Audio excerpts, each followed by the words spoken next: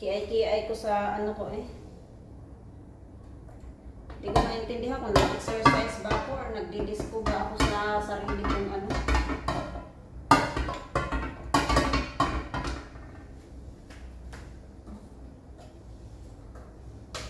Nag-disco ata ako eh.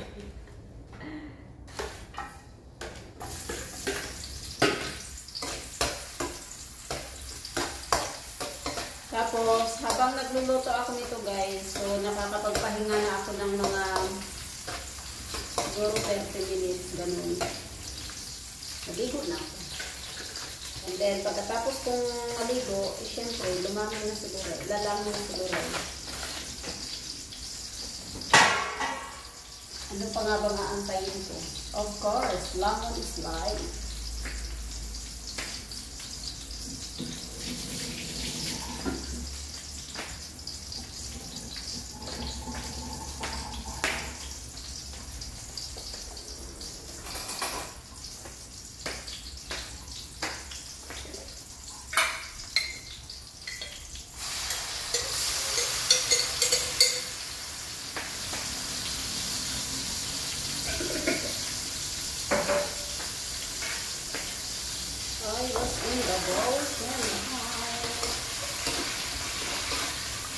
Yung aking gugulayan pala is sitaw at kalabasa lang yun kasi yun lang yung gulay namin dito sa rice. Kasi yung mga boss ko hindi pa namili. Bagoong ang pag-ana ng kain.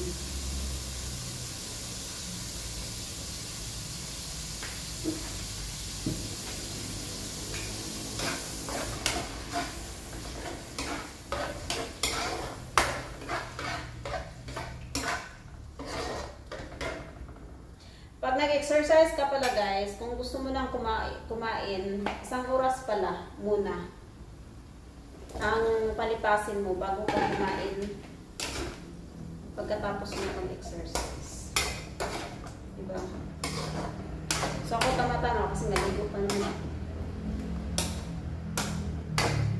Ligo si Loray kasi ilang araw na ba ako hindi naligo? Uy, ginoo ko eh.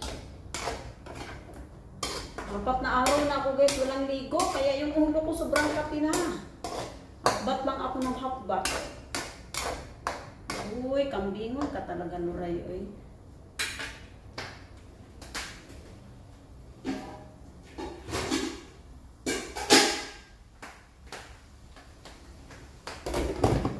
So, pakuluin ko muna bago ko ito ilagay itong bangus. Diba, ang sarap ng bangus. No?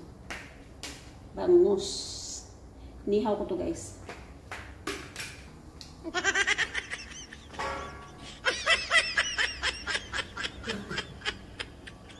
Pag nagluluto ka guys, kailangan may ganito ka.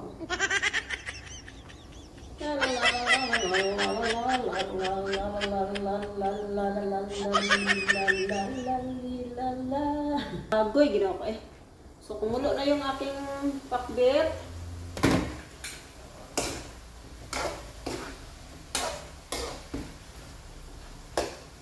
Lagyan natin yung tubig.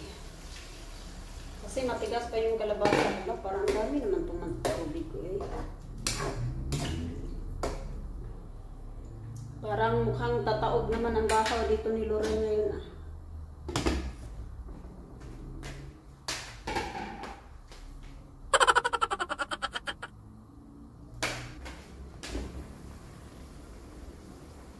Nabukal na ang ating ano ah. Agoy, kalami sa sudan ni Loray oy. Tigas pa naman yung kalabasa ay. So ilagay ko na tong ano, tong bangus. Itong luto na to parang style Bisaya itong luto nito eh guys. Anong kakaano dito? Sarap nito yung pagkain na to eh kasi healthy pa. Masarap pa. Delicious pa. Uy, may masarap na nga, may delicious pa. So now is tikiman time.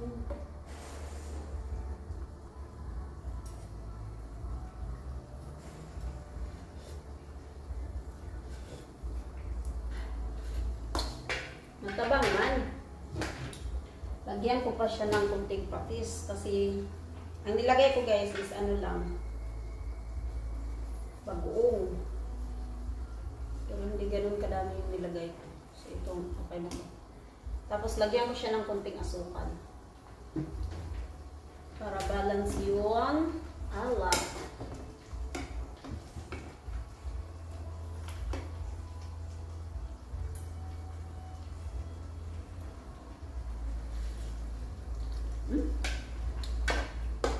Kalami sa gulay ni Loray. Kalami, parang ako lang ba? Ang kalami mo. Lami ka dahil? Lami ko, bakit?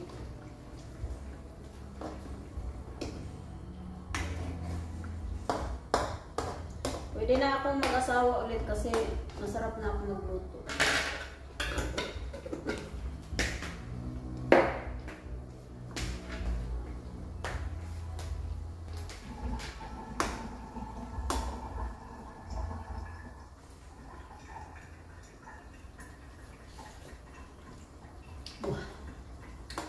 So yummy.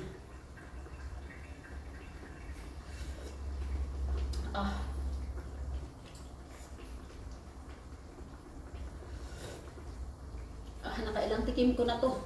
Grabe, yum yum yum. Sarap ay.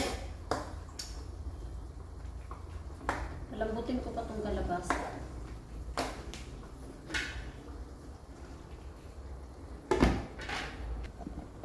May gulay is tapos na guys. So yum yum yum yum yum.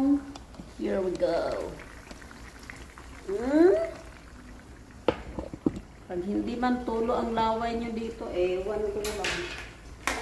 So maraming tikim na to guys. Gusto kong tumikim and bakit ba? Sarap talaga eh.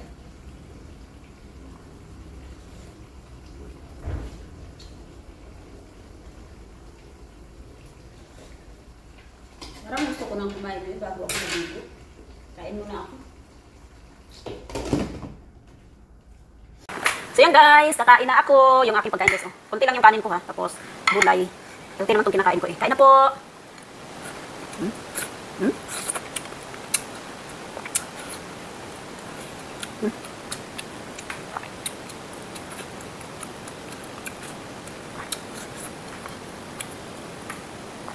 Yung kalabasa ko hindi siya maligat pero okay na rin.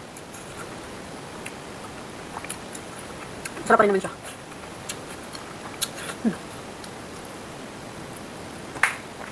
Wala akong sili. Naubos na.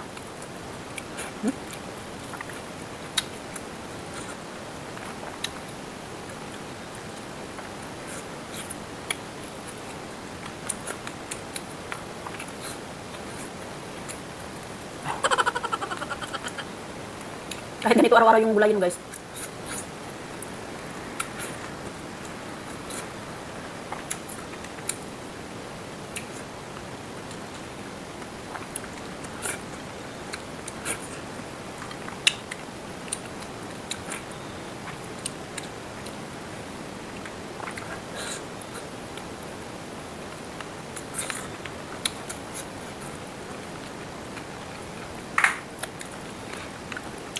Hindi mamamig yung aking pagkain kasi ano.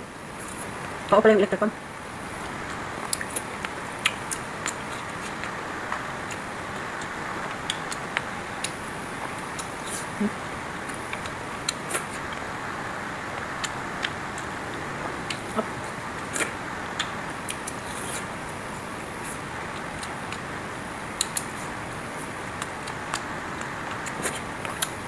Nabili na ako guys, kakain pa ako. Yan, pag marami yung nakain nyo, ako, pag marami yung nakain ko, inom lang kayo ng kape.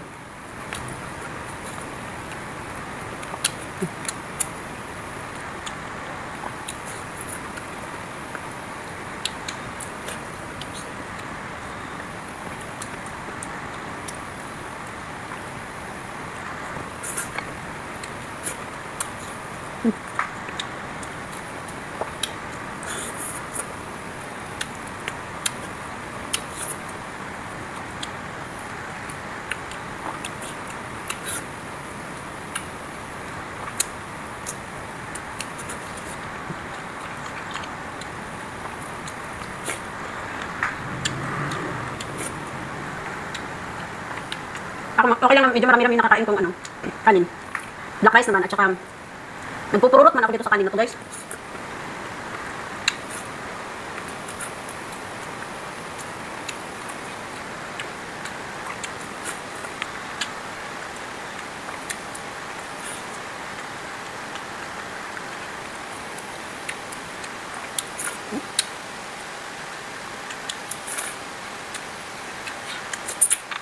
Ah, sarap.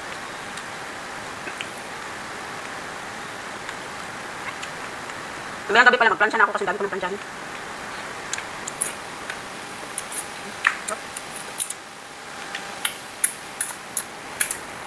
Thank you Lord sa food. Sobrang sarap.